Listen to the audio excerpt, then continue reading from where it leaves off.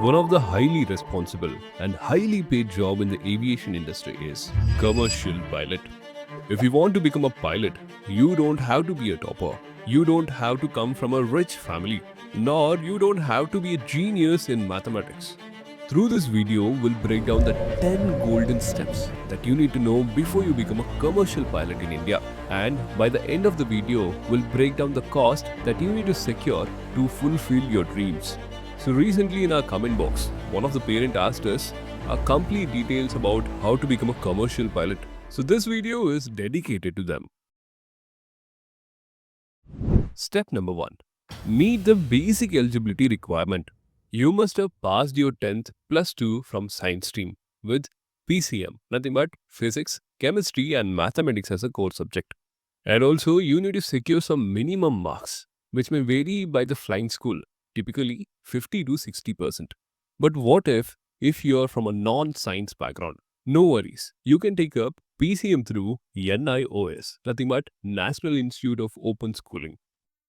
So, a commerce student can reappear for the physics, chemistry and mathematics subject through NIOS and become eligible within a 1 year of span. So once you clear this basic eligibility, the step 2 is about pass DGCA medical exams. DGCA is the governing body of aviation in India. So DGCA is gonna allocate the doctors for your class 1 and class 2 medical test. So first, you have to do the class 2 medical test.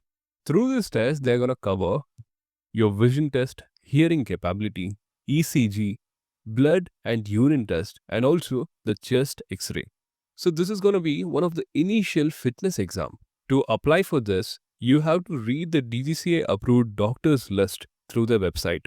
So once you clear the class 2 medical test, you must utilize this fitness report to get the admission in the ground school. So DGCA approved doctors list has been provided in the description box. So you can check out the link and clear your class 2 medical test.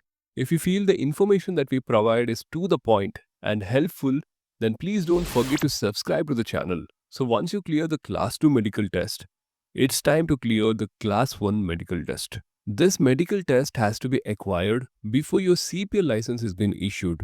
This medical test will be conducted at two places.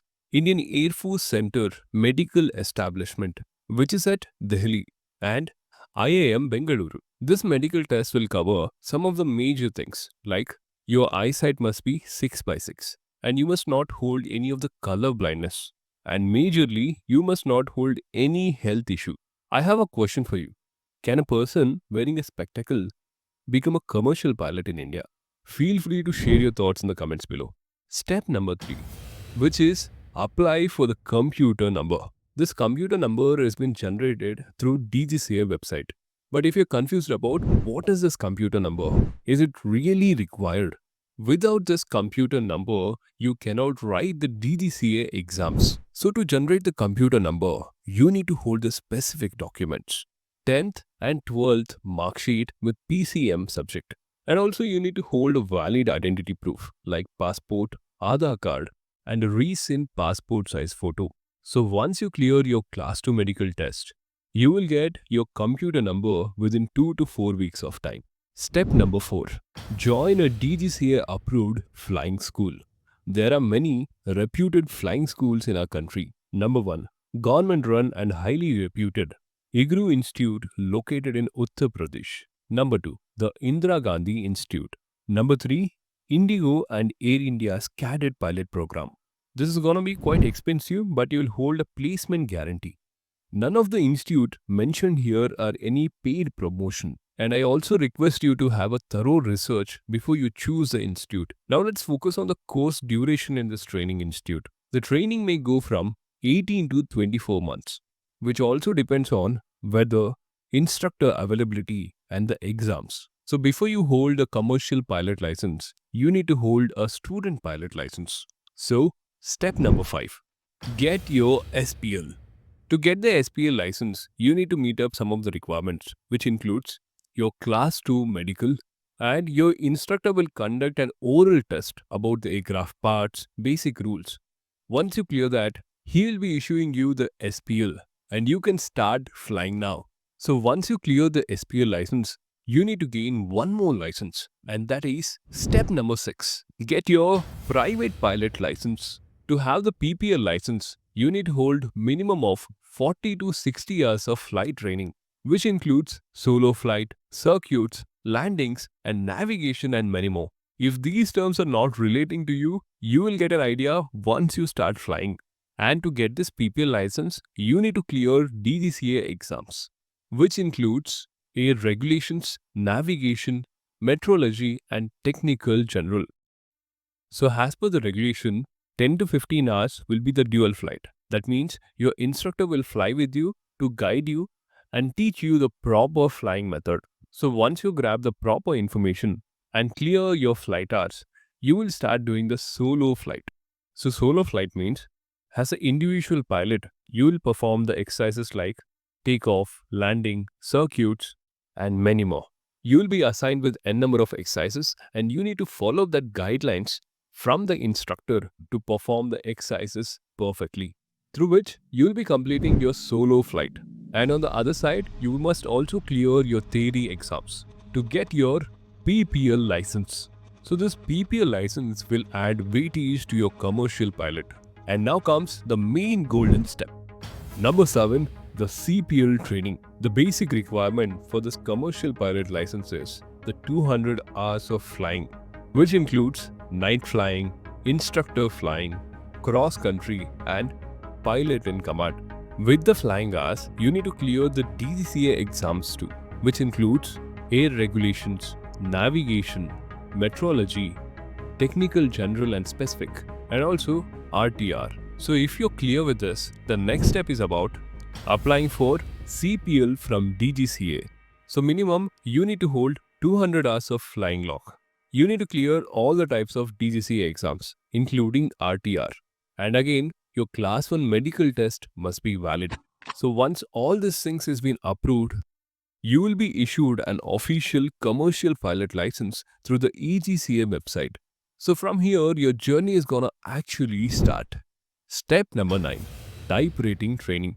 What is this type rating training? Strange to ask if you don't know. In your flying schools, you will be trained through the DGCA approved aircrafts. But actually, in the aviation industry, airline companies run their business with one type of aircraft model.